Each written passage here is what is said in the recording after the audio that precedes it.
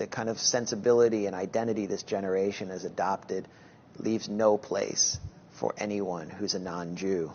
And this generation is embodied by the current Justice Minister, Ayelet Shaked. That bill we talked about to punish stone throwers for 20 years, that was her baby. She ushered it through the Knesset. She's young. I think she's our age. She's very telegenic.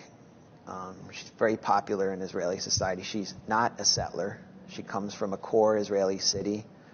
In many ways, she's kind of a carpetbagger.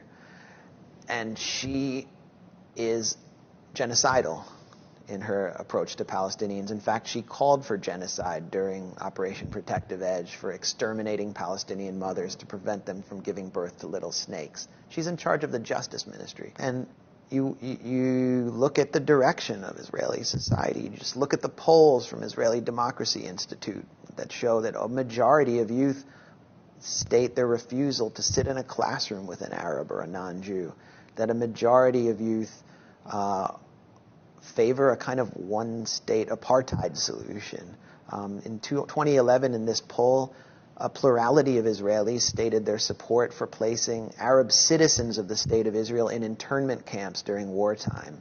3/4 of Israelis in a recent poll reported by the Times of Israel, 3/4 of religious nationalist Israelis declared their support for the full ethnic cleansing of Palestinian citizens of Israel, the 20% of Israel who are Palestinian citizens.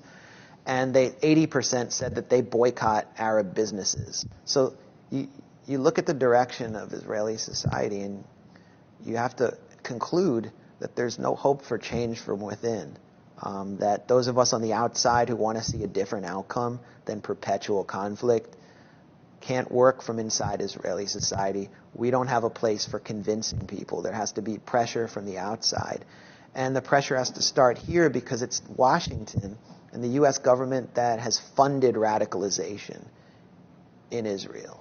They've paid for this whole project.